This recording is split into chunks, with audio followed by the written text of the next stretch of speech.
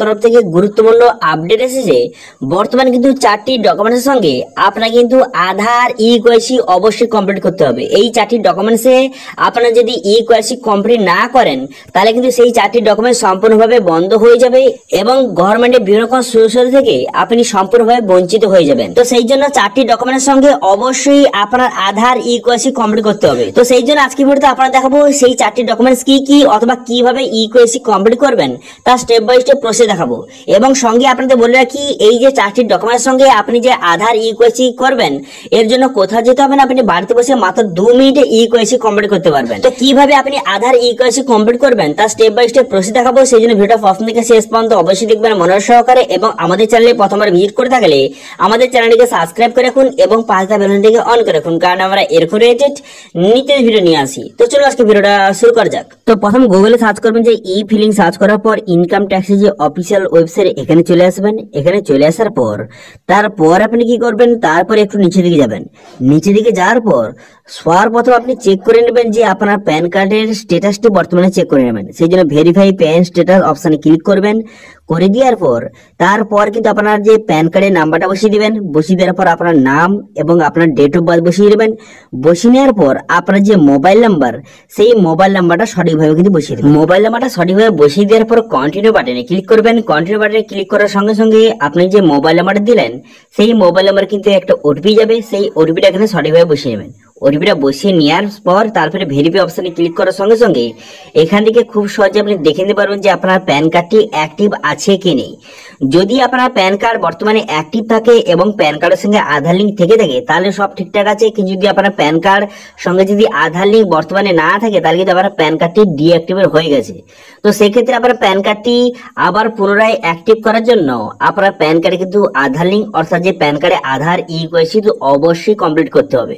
তো সেই জন্য যারা কিন্তু বর্তমানে যাদের প্যান কার্ড ডিঅ্যাক্টিভেট হয়ে গেছে, অর্থাৎ যারা বর্তমানে যে প্যান কার্ডের সঙ্গে আধার লিঙ্ক করাননি তারা অবশ্যই আধার লিঙ্ক করিয়ে নিন এবং আপনার প্যান কার্ডটি কিন্তু আবার পুনরায় অ্যাক্টিভ কিন্তু করিয়ে নিন। লিঙ্ক করার জন্য লিঙ্ক আধার অপশনে ক্লিক করবেন। এই অপশনে ক্লিক করে দেওয়ার পর প্যান কার্ড নাম্বার এবং আধার কার্ডের নাম্বার আপনি বসিয়ে এখানে খুব সহজে আধার লিঙ্কটা করিয়ে নিন। ঠিক আছে, এটা নিয়ে অলরেডি ভিডিও তৈরি করা রয়েছে। ঠিক আছে, এবার সেকেন্ড যে কথা বলবো সেটা হচ্ছে এলপিজি গ্যাস। যদি আপনার এলপিজি গ্যাস থেকে থাকে তাহলে কিন্তু অবশ্যই এলপিজি গ্যাসের কানেকশনের সঙ্গে আপনার আধার ইকেওয়াইসি কিন্তু অবশ্যই কমপ্লিট করতে হবে। যদি আপনি না করেন তাহলে কিন্তু এলপিজি গ্যাসের আর আপনি সাবসিডি টাকা পাবেন না এবং বিভিন্ন রকমের সমস্যা কিন্তু হতে পারে। তো সেই জন্য আপনার যেই গ্যাসের কানেকশন থাকুন না কেন তার উপরে ক্লিক করবেন। ঠিক আছে, তার উপরে ক্লিক করার সঙ্গে সঙ্গে এমন একটি পেজ ওপেন হয়ে যাবে। এরপর যদি আপনি নতুন হয়ে থাকেন, প্রথমবার যদি এখানে আসেন, তো সেক্ষেত্রে আপনি নিউ ইউজার অপশনে ক্লিক করবেন। ক্লিক করে দেওয়ার পর তারপর কিন্তু নেক্সট পেজ আপনার সামনে ওপেন হয়ে যাবে।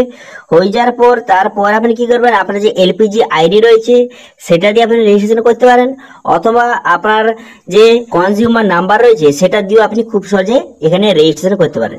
তো সেক্ষেত্রে আপনার যেটা রয়েছে সেটা আপনি বসিয়ে মোবাইলে বসিয়ে ক্যাপচা বসিয়ে রেজিস্টার অপশনে ক্লিক করে খুব সহজে রেজিস্ট্রেশনটা করে নেবেন। আমার অলরেডি রেজিস্ট্রেশন হয়ে আছে, সেই জন্য কিন্তু আমি লগ ইন করবো। তো লগ ইন করার জন্য আপনি লগ ইন অপশনে ক্লিক করে দেওয়ার পর এখানে মোবাইল নাম্বার বসিয়ে ক্যাপচা বসিয়ে নেক্সট বাটনে ক্লিক করবেন। নেক্সট বাটনে ক্লিক করে দেওয়ার পর আপনাকে যে পাসওয়ার্ড আপনার যে জেনারেট করেছিলেন সেই পাসওয়ার্ডটা বসিয়ে এখানে কিন্তু লগ ইন অপশনে ক্লিক করবেন। লগ ইন অপশনে ক্লিক করে দেওয়ার সঙ্গে সঙ্গে ড্যাশবোর্ডটি এইভাবে আপনার সামনে ওপেন হয়ে যাবে। ওপেন হয়ে যাওয়ার পর বাম ধারে একটা অপশন দেখতে পারবেন যে আধার অথেন্টিকেশন, এই অপশনটা আপনি ক্লিক করবেন। এই অপশনে ক্লিক করে দেওয়ার পর যদি আপনার অলরেডি আধার ইকেওয়াইসি হয়ে আছে তো সেখানে শো করে যাবে যে আপনার অলরেডি ইকেওয়াইসি কমপ্লিট রয়েছে। যদি ইকেওয়াইসি কমপ্লিট না থাকে তো সেক্ষেত্রে কিন্তু আপনার আধার নাম্বার বসানোর জায়গা আসবে, সেখানে আধার নাম্বার বসিয়ে আপনি আধার কার্ডের সঙ্গে যে মোবাইল নাম্বার লিঙ্ক আছে মোবাইলে ওটিপি যাবে, সেই ওটিপিটা বসিয়ে আপনি খুব সহজে আধার ইকেওয়াইসি কিন্তু করতে পারবেন। দেখতে পাচ্ছেন আমার কিন্তু অলরেডি কমপ্লিট কিন্তু রয়েছে।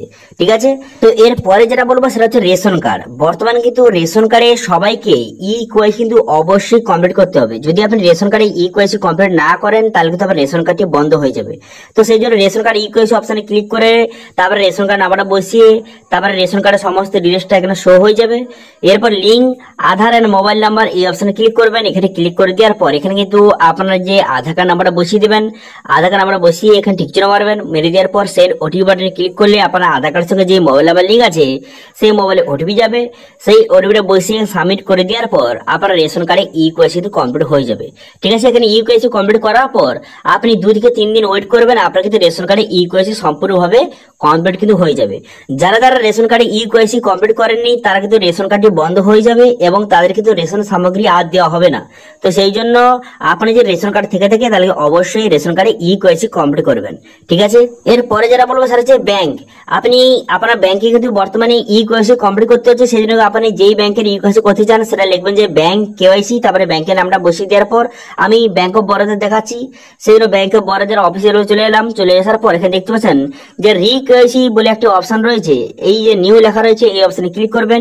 এখানে ক্লিক করে দেওয়ার পর তারপর কিন্তু বর্তমানে নতুন পদ্ধতির মাধ্যমে বর্তমানে ব্যাংক অফ বরোদার রিকেওয়াইসি কমপ্লিট করতে হচ্ছে এবং রিকেওয়াইসি যে আপনি কমপ্লিট করবেন তার স্টেপ বাই স্টেপ কোনো প্রসেস দেওয়া রয়েছে। এই প্রসেসের মাধ্যমে আপনি খুব সহজে যে ব্যাংকে রিকেওয়াইসি কমপ্লিট করতে পারবেন। এবার আপনার যে ব্যাংক অফ বরোদা ছাড়া আপনার অন্যান্য ব্যাংক থেকে থাকে তো সেক্ষেত্রে আপনি লিখবেন যে ব্যাংক কেওয়াইসি, তারপরে আপনার ব্যাংকের নামটা লিখে দেবেন। ঠিক আছে, যেই ব্যাংকে করতে চান লিখে দেওয়ার সঙ্গে সঙ্গে সেই ব্যাংকে যদি অনলাইন সিস্টেম থেকে থাকে আপনার সামনে শো হয়ে যাবে।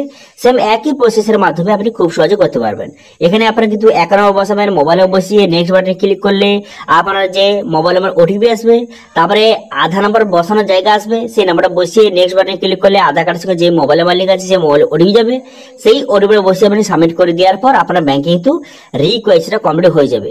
ঠিক আছে, এটাও কিন্তু যাদের কমপ্লিট নেই তারা কিন্তু অবশ্যই কমপ্লিট কিন্তু করে নেবেন। তো আশা করি বুঝতে পেরেছেন এই কয়টি ডকুমেন্টের সঙ্গে বর্তমানে আধার লিঙ্ক অর্থাৎ যে আধার ইকেওয়াইসি অবশ্যই সবাইকে কমপ্লিট করতে হবে, নাহলে কিন্তু এই ডকুমেন্টস গুলি সম্পূর্ণভাবে বন্ধ কিন্তু হয়ে যাবে।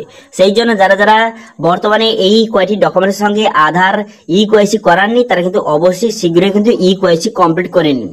ঠিক আছে, তো এই ছিল আজকে আপডেট। ভিডিওটা ভালো লাগে তাহলে ভিডিওকে লাইক করে দেবেন এবং ভিডিও কিন্তু বন্ধুর সঙ্গে শেয়ার করে দেবেন এবং আমাদের চ্যানেলে প্রথমবার ভিজিট করে থাকলে আমাদের চ্যানেলটিকে সাবস্ক্রাইব করে রাখুন এবং পাশে থাকা বেল আইকনটিকে অন করে রাখুন, কারণ আমরা এরকম রিলেটেড নিত্য ভিডিও নিয়ে আসি। আজকে ভিডিওটা এই পর্যন্ত, দেখা হচ্ছে নেক্সট ভিডিওতে। Thank you.